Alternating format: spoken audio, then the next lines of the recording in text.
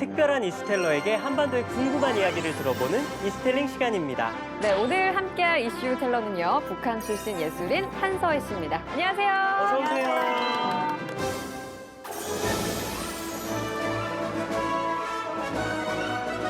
오늘은 시작부터 분위기가 좀 심상치 않아요. 나만 그래요? 왠지 좀 따갑기도 하고. 왜 그래요? 두 분이 공통점이 뭔가 뿜뿜하는 것이 오늘 좀 기대도 됩니다. 아, 진짜요? 저도 오늘 굉장히 기대하고 왔어요. 왜냐하면 북한의 문화예술계에 너무 궁금한 게 많았거든요. 그래서 정말 기대가 됩니다, 오늘. 잘 됐으면 좋겠다. 는 아니고요.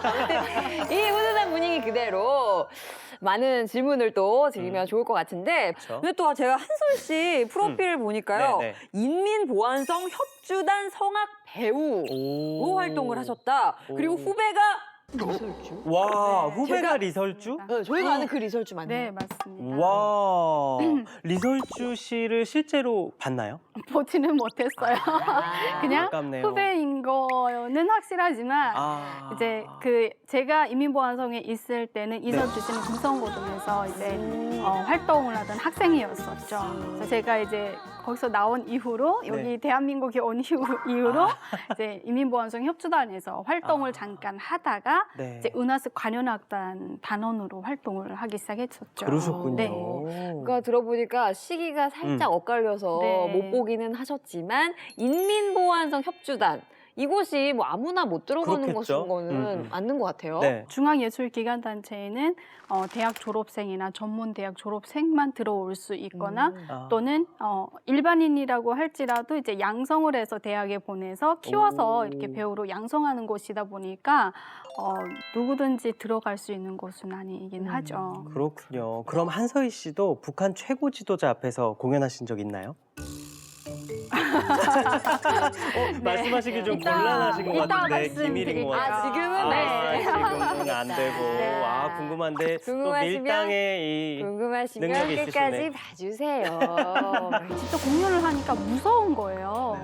오. 와, 대단하시네요. 음악에 대해서 관심이 높은 사람이구나.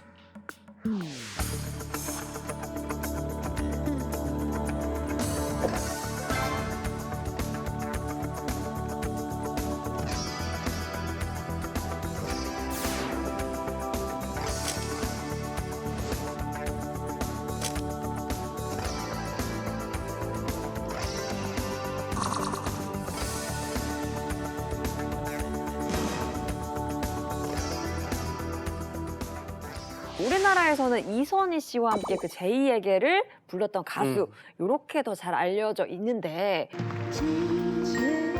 스치는 바람에 지제 그대 모습 보이면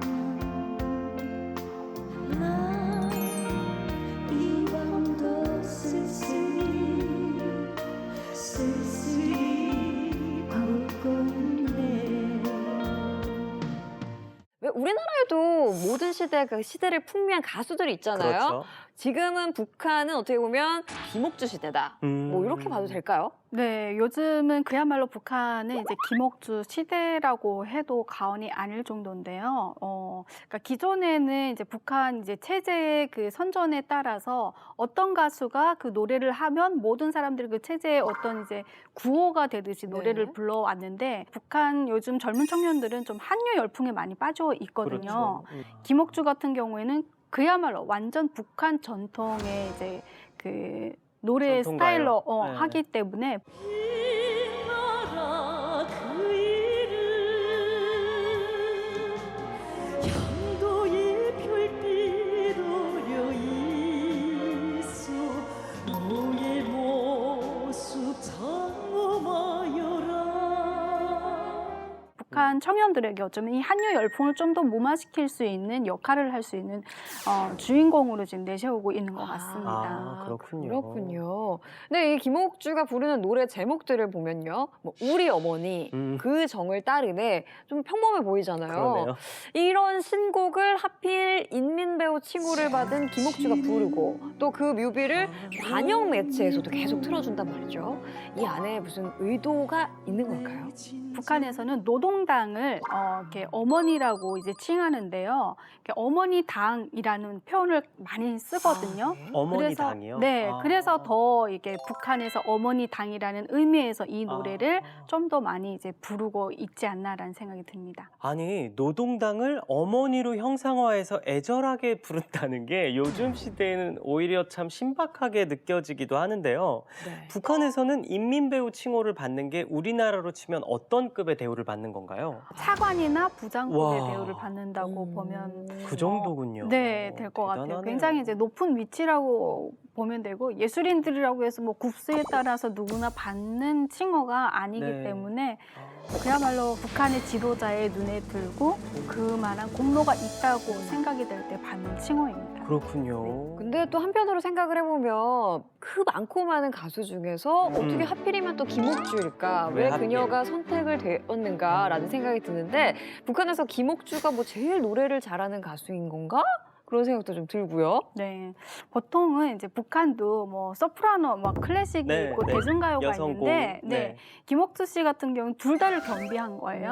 아, 그러니까 뭐 대중음악대로. 네, 대중음악도 네. 너무 예쁜 목소리로 잘 예. 하고 또 어쩌면 이제 클래식도 순수음악은, 잘 예, 순수음악대로. 소화시킬 수 예. 있는 그러니까 북한이 말하는 전통적인 북한 예술인의 목소리를 겸비하고 있다고 볼 수 있거든요. 모진 분파를 담아가주며 보살펴 주시는 원수님 예쁘게 불러요. 고운 음색을 내야 되는 것이 북한의 노래 가수들의 음색이거든요. 네, 그래서 좀 더 김옥주 씨가 더 이렇게 빛을 발하는 게 아닌가. 그러니까 한서희 씨 말씀을 종합해 보면 네. 김옥주가 가장 전형적인 북한의 창법을 구사하고 있다. 네. 이렇게 봐도 되는 거죠? 네, 맞습니다. 아, 네. 근데 제가 뭐 음악 전공자는 아니라서 잘은 모르겠습니다만 북한 그 특유의 창법이 네.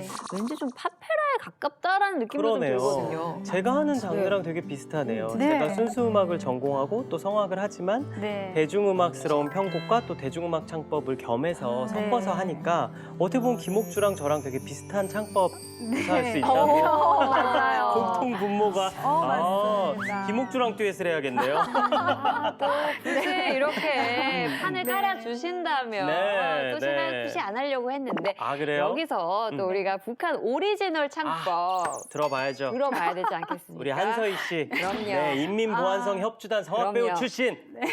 맞아요. 네, 북한 성악가들이 가장 많이 이제 부르는 예. 그 시험을 볼 때, 테스트를 볼 때 가장 많이 부르는 오, 기대되는데 노래이기도 그게 하거든요. 뭔가요? 예, 네. 예. 저기 바다로 가자. 저기 바다로 가자.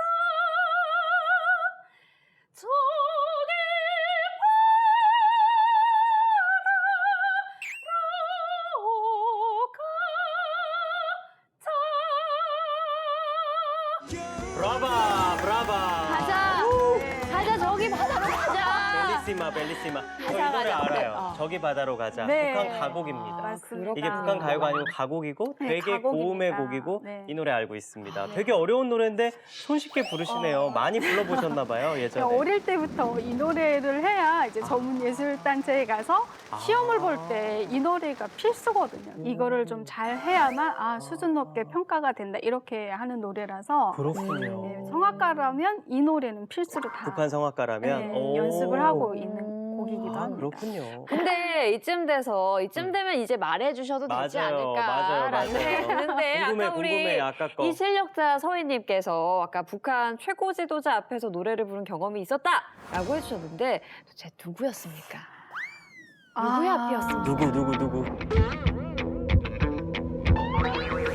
이 사람은 누구? 북한의 지금 김정일 위원장이었습니다. 아, 그러니까 김정은 위원장의 아버지? 네. 아, 네. 그렇구나. 그런데 또 궁금한 게 김정일 위원장 시대면 왠지 그때가 예술 단원으로 선발되기 가장 까다로웠던 시기였을 것 같기도 한데 맞나요? 그렇기도 했지만 또 저한테는 좀 유리했던 시기였고 오히려 유리했어요? 했습니다. 그러니까 김일성 시대에는 좀 키 큰 여성들을 많이 선호를 했었는데 김정일 시기에서는 이제 예술단원들의 키가 조금 더 이제 좀 낮아졌어요. 기준 키가. 그렇구나. 네, 그러다 보니까 제가 키가 좀 작음에도 불구하고 네.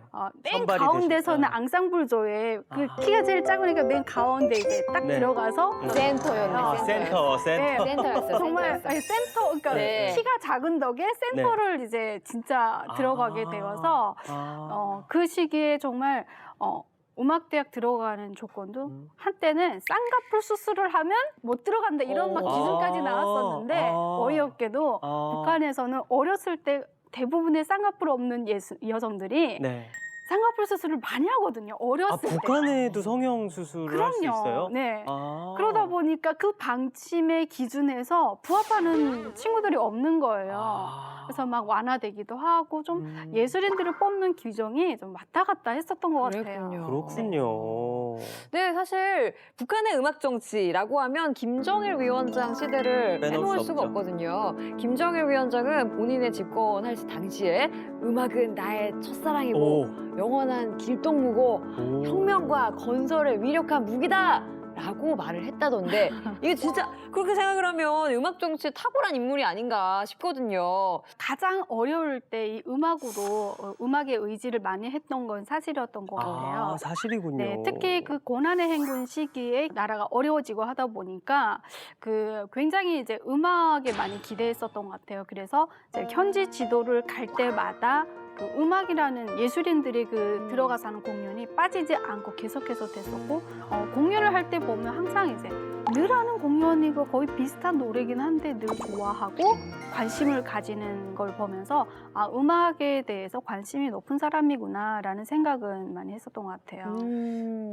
이렇게 얘기 들어보니까 어떻게 보면 국가 최고 존엄이잖아요. 네. 김정일 위원장 앞에서 노래했을 때 그때가 막 기억에 남아 있으실 것 같은데 어떠세요? 처음 공연했을 때가 가장 아직도 남아 있는데요. 너무 긴장하셔서? 네. 직접 공연을 하니까 무서운 거예요.